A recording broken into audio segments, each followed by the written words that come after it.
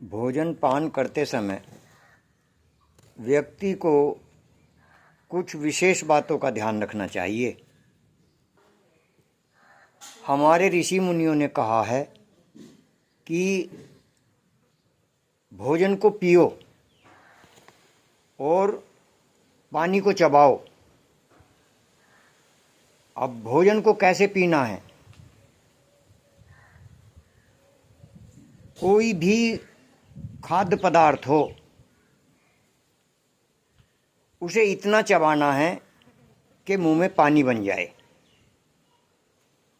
फिर उसे पी लेते हैं। अब भोजन जैसे मान लिया हमने 1 गिलास मुंह में दिया,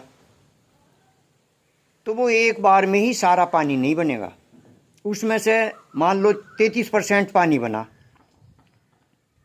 तो रसना और तालवे की सहायता से, मतलब दोनों के बीच में जब वो भोजन आता है, रसना और तालवे के बीच में, तो उनके दबाव से, रसना और तालवे के दबाव से उसमें से रस निकालो। रसना से दबाव डालो तालवे की सहायता से और उसको पियो। फिर मान लिया 33% का रस बन गया, वो पी लिया, फिर बचा बाकी और बचा जितना भी, उसे फिर चबाओ, फिर रस बनेगा। मान लिया उसमें से फिर आधे का रस बना, तो उसे फिर निकालो ऐसी तालवे और रसना की मदद से, फिर पियो। फिर जो बाकी बचा उसे फिर चबाओ, चबाते चबाते उसका फिर सारे का ही पानी बन जाएगा और उसे पी लो। 1 गिलास का कभी भी एक साथ सारे का ही पानी नहीं बनेगा, थोड़ा थोड़ा बनता रहेगा। अब क्या है, मान लिया मैं आपसे कहूं कि 1 गिलास को 32 बार चबाओ या 40 बार चबाओ या 50 बार चबाओ, ये पैमाना नहीं है, ये पैमाना है ही नहीं। पैमाना कौन सा है? कि भोजन को पियो, ये सही पैमाना है। और ये अकाठ है पैमाना, न कटने वाला। क्यों? कि ये हमारे ऋषि मुनियों ने पहले इसका परीक्षण किया। उन्होंने सब बातें पहले अपने ऊपर उतारी, अपने ऊपर स्वयं प्रयोग किया, और स्वयं प्रयोग करने के बाद फिर वे कहकर चले गए, लिख कर चले गए। तो हमें ऋषि मुनियों ने बताया, कहा हमारे लिए कि भोजन को पियो, ये सही पैमाना है, इसको कोई नहीं काट सकता। और मान लिया कोई कह दे कि 32 बार, या मैं ही कह दूं आपसे कि 32 बार चबाओ, ये पैमाना है ही नहीं, ये बात लगती नहीं कहीं से कहीं तक भी। या 50 बार चबाओ, 40 बार चबाओ, नहीं लगती, ये पीने वाली बात लगती है। तो मेरे मित्रों, मेरी बहनों, भोजन को पियो। ये अब पीने के लिए क्यों कह दिया? पीने के लिए इसलिए कहा कि जितना भोजन को चबाएंगे उतना ही जो मुंह से लार छूटती है, मुंह के अंदर नाड़ियां हैं कुछ जो लार छोड़ती हैं, पाचक लार जिसे कहते हैं, पाचक रस भी कहते हैं। तो मुंह की लार जो है अधिक मिलकर जाएगी। अब मुंह की लार के ऊपर ही इतना जोर क्यों दिया? देखो जी, 3 जगह से रस छूटता है, 3 नाड़ियां रस छोड़ती हैं। एक तो मुंह की, जो मुंह के अंदर जो नाड़ियां हैं, ये रस छोड़ती हैं। एक छोटी आंत जो है, ये भी रस छोड़ती है, पाचक रस छोड़ती है ये भी। और आपका जो बड़ी आंत है, ये भी पाचक रस छोड़ती है। अब इन तीनों का रस जो है, बड़ी आंत, छोटी आंत और मुंह, इन तीनों का रस जो सबसे महत्वपूर्ण रस है, वह मुंह का है। मुंह का रस है, मुंह की लार है। तो जितनी भोजन में मुंह की लार मिलकर जाएगी, मुंह का रस मिलकर जाएगा, उतना ही भोजन शक्तिशाली हो जाएगा और जल्दी पचेगा। तो इसीलिए बड़े विचार कर कहा हमारे ऋषियों ने, वैसी थोड़ा ही कह दी कोई बात। अब हमें भी विचारना है, हमें भी करना है, हमें भी अपने प्रैक्टिकल में लेना है। मेरी बात पर आप विश्वास मत करो, मैंने जो कहा आपसे, इसे आप अपने प्रैक्टिकल में उतारो,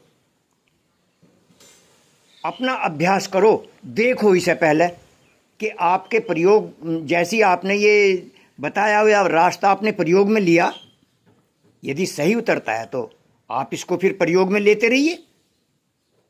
क्योंकि जो अच्छी बात है, किसी की भी अच्छी बात हो, उसे अपने प्रयोग में लो, उसका अनुभव करो, देखो उसे कि ये ठीक है गलत है। यदि ठीक है तो फिर उसे अपने जीवन में उतार लो। इसीलिए ये जो हमने भी कहा आपसे कि भोजन को पियो, हमने पहले अपने जीवन में उतारा, देखा,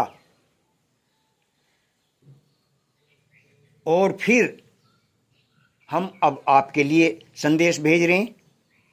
तो आप भी हमारी बात को पर विश्वास मत करो, बस अपने पहले इसे अभ्यास में लो। देखो इसे कि ये जो सेवक बोल रहा है, ये ठीक कह रहा है या गलत कह रहा है, इससे कितना लाभ है या कुछ हानि तो नहीं हो रही। हानि तो इसमें 1% भी नहीं है मित्रों, बहनों, लाभ ही लाभ है। यदि कोई भोजन को पिएगा तो इसमें लाभ ही लाभ है। अब आई बात पानी को चबाओ। अब पानी को क्या चबाना है जी, कैसे चबाएं? पानी को कोई भी पेय पदार्थ, पानी नहीं, कोई भी पेय पदार्थ, दूध हो, पानी हो, जूस हो, उसको चबाओ। चबाना कैसे? घूंट घूंट करके पियो, छोटे छोटे घूंट भर के पियो। उसका भी यही कारण है कि जितनी मुंह की लार, ये पाचक रस जितना अधिक मिलकर जाएगा, भोजन उतना ही शक्तिवर्धक होगा और जल्दी पचेगा। हमारे ऋषियों ने कोई भी बात वैसी नहीं कही, अपने अनुभव में उतारी। पहले उसका अभ्यास किया, उसको देखा, उसका परीक्षण किया, और फिर वो लिख कर चले गए या बोल कर चले गए।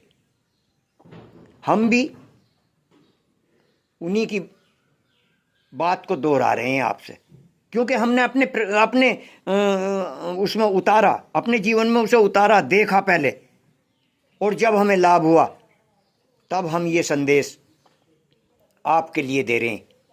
यदि आपको हमारा ये संदेश अच्छा लगे तो मित्रों, बहनों, मैं आपसे करवद विनीत भाव से कह रहा हूं कि इस संदेश को फिर औरों को भी भेजना, क्योंकि यदि हम किसी का लाभ करेंगे तो हमारा लाभ स्वतः ही हो जाएगा। तो बहनों, मित्रों, यदि आपको ये संदेश अच्छा लगे, आपको कुछ लाभ हो, तो इस मेरे संदेश को आगे को आप अवश्य भेजना, क्योंकि अच्छी बात को दूसरों को बताना चाहिए। जब हम दूसरों का लाभ करेंगे, हमारा लाभ स्वतः ही हो जाएगा। बस मेरा यही संदेश है। प्रेम से बोलिए श्री सतगुरुदेव महाराज की जय।